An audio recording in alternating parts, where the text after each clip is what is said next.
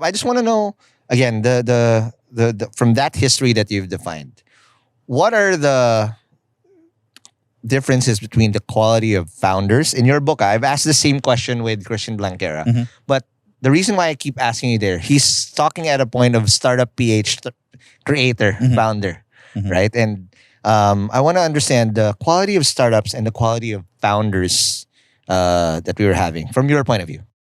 So, I can say from a quality of founder standpoint, it's still actually quite similar. I mean, Filipino founders have always been very committed, very dedicated. Mm. What I would say is the difference is before the ecosystem was too nascent, was too Super. early, Mm. and it didn't give those founders, those committed, dedicated founders, a good chance to succeed.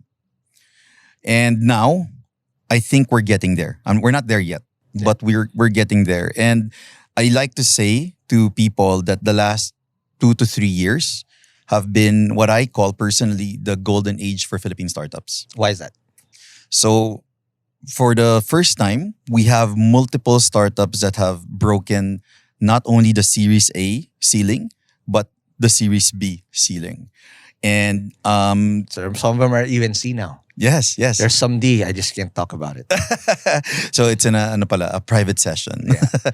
So yeah, that's one. The other would be personally, I've seen more and more investors and VCs that are interested in the Philippines, not just Singapore. We're looking at Middle East. We're looking at Europe, even Eastern Europe. People were coming over here, the Balkan states. And they are truly interested in investing in Philippine startups. Mm. Another thing that happened, I think, in the last 4 to 5 years was, unfortunately, Vietnam became very congested, very saturated, and expensive. So the valuations shot up too much that a lot of the VCs decided maybe we should look at other territories and markets. And that's why it was the perfect storm. Right. We had great founders. We had supporters, VCs coming in, new accelerators in the region. And then the government and everything else also started to pick up in terms of programs and support. Mhm. So it was the perfect storm that allowed us to be able to grow so much in the last 4 to 5 years and maximize in the last 2 to 3 years. And what's also amazing that I've noticed is that a lot of the founders now, whether they're first time founders or whatnot, came from a startup before. Perfect example, Don and Aldrich. Yes. Exited in a startup as key employees. They weren't founders there, but my God, the grind was the same. Mhm. And you see so many of these first-time founders now. Like just recently, I had them on Hustleshare. Jessica De Mesa of Kindred, Yeah. former top dog in Zalora, right? So these are people that have had tech startup jobs before. Mhm. That it was just a time. Okay, before I was just a supporting cast, a very important supporting cast, but now I'm gonna be Batman, Mhm. right?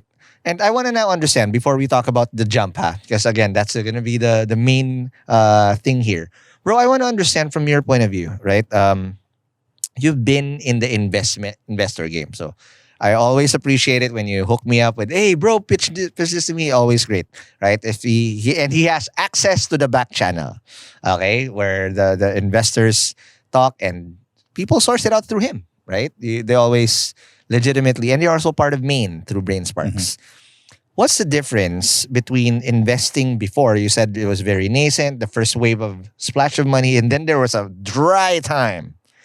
And then obviously now there was a bull run until now where we live in a freaking tech winter. I mean, an investment winter, nobody's getting checks.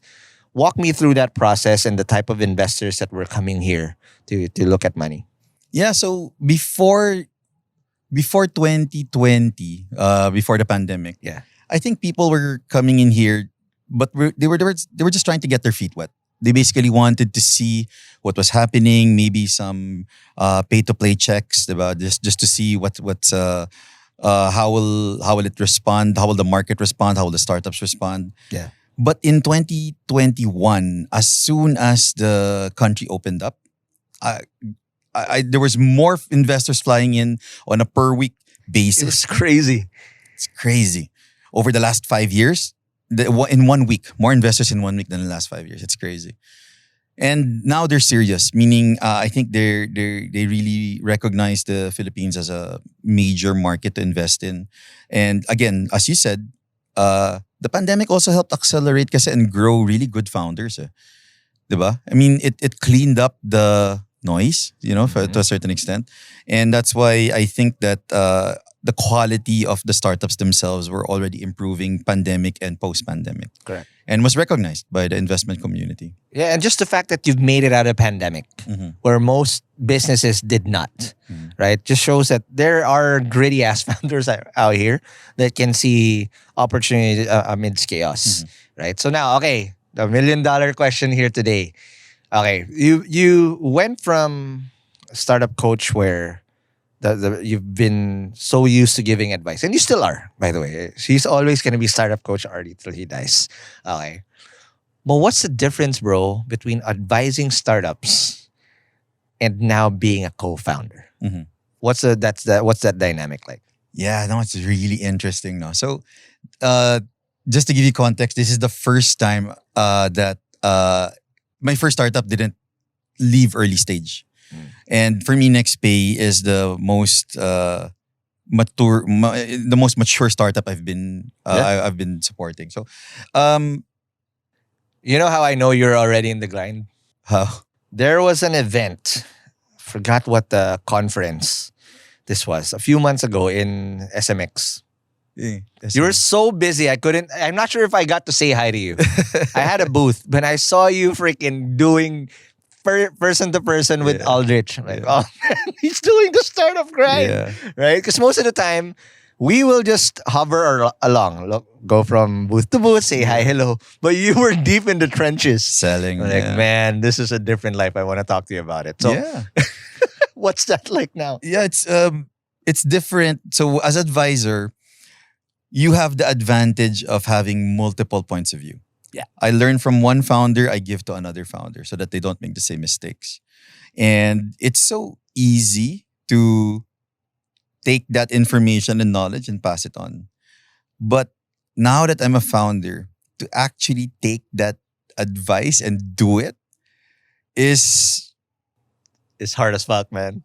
Okay, I was just waiting. I was going to say so fucking hard because I'm not sure if I could swear. You can cast here. This is founders. Yeah, it's fucking way harder than I thought. Because there are different categories of problems, from, let's say, the major problems or fires you need to put out, to the medium ones, to the small ones. But you have to do all of them. Down to attendance or filing leaves and addressing people issues all the same at the same time, while addressing investor questions and concerns, but then also growing the company at the same time, but then also talking to customers to be able to do customer dev and understand them better, to improve the product. It's so multifaceted. As an investor advisor, it's so easy to say, oh, you need to grow your revenue by 2x or else you won't be able to fundraise and do more sales, do more digital marketing. As a founder, you're like, okay, how do I actually do that? What are the steps I need to take? What's it gonna cost me? How much money do I need to spend, and how much hours and time? And who do I talk to? So yeah, it's definitely exploded into several smaller tasks that you all have to work on. Thank you so much for watching Hustleshare on YouTube. If you like this video, please don't forget to like, comment, and subscribe to this channel to get more content like this, and to get the full audio episodes of Hustleshare and Founders Only. Subscribe to our podcasts at Spotify, Apple Podcasts, or wherever you get your podcasts.